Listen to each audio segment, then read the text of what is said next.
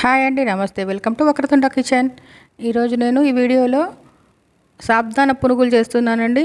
ఎంతో టేస్టీ అయిన సాబ్దాన పునుగులు తయారు చేసుకోవడానికి ముందుగా పెద్ద సాబ్దానలు ఒక బౌల్ తీసుకున్నానండి. వీటిని 4 గంటలు నానబెట్టి తీసుకోవాలి. ఈ విధంగా నానబెట్టి తీసుకున్నానండి. సాబ్దానాలు ఈ విధంగా నానాలండి. ఇప్పుడు పునుగుల పిండి రెడీ చేసుకుందామండి. దీనికోసం ఒక పెద్ద బౌల్ తీసుకోవాలి. ఇందులో ఈ నానబెట్టిన సాబ్దానాలు వేసుకోవాలండి. 1 కప్పు సాబ్దానా తీసుకున్నాం కదా, అదే కప్పుతో పెరుగు తీసుకోవాలి. 1 కప్పు సన్నగా తరిగిన ఆనియన్ ముక్కల్ని 1 కప్పు వేసుకోవాలండి. 4-5 పచ్చిమిరపకాయలు సన్నగా తరిగి వేసుకోవాలి. కొత్తిమీర సన్నగా తరిగి వేసుకోవాలండి. కరివేపాకు కూడా సన్నగా తరిగి వేసుకోవాలి. చిన్న అల్లం ముక్క తురిమి వేస్తున్నానండి. 1 స్పూన్ జీలకర్ర వేస్తున్నాను. తగినంత సాల్ట్ వేసుకోవాలి. ఇప్పుడు ఈ సాబ్దానాను బియ్యం పిండి వేసి కలుపుకోవాలండి. ఒకటేసారి పిండి వేయకుండా కొంచెం కొంచెం వేసుకుంటూ కలుపుకోవాలి. బియ్యం పిండి కూడా 1 బౌల్ తీసుకున్నానండి.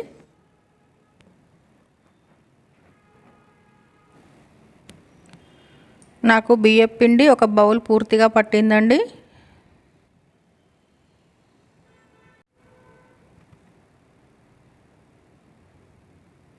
కొంచెం తినే సోడా వేసుకోవాలండి. కొంచెం కారం వేసుకోవాలి. కారం మీ టేస్ట్ని బట్టి వేసుకోండి. ఈ పిండిని మరీ గట్టిగా కాకుండా పలుచగా కాకుండా కలుపుకోవాలండి.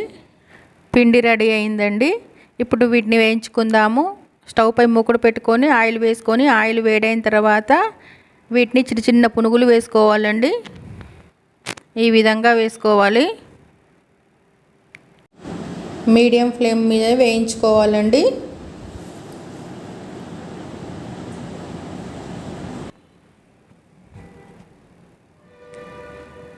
ఈ పునుగులను అన్ని వైపులా తిప్పుకుంటూ వేపుకోవాలండి. వేగడానికి కొంచెం టైం ఎక్కువే పడుతుంది.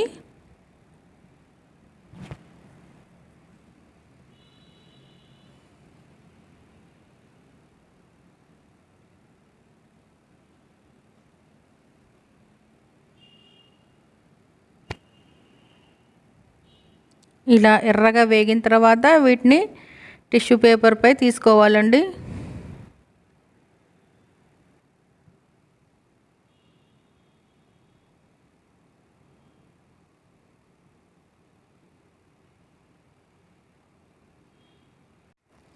అంతే అండి, ఎంతో టేస్టీ అయిన సాబ్దాన పునుగులు రెడీ అయిపోయినాయి. ఇవి బయట క్రిస్పీగా లోపల సాఫ్ట్గా చాలా బాగుంటాయండి. ఈ రెసిపీ మీకు నచ్చినట్టయితే లైక్ చేయండి. మా ఛానల్ని సబ్స్క్రైబ్ చేసుకోండి. Thank you for watching.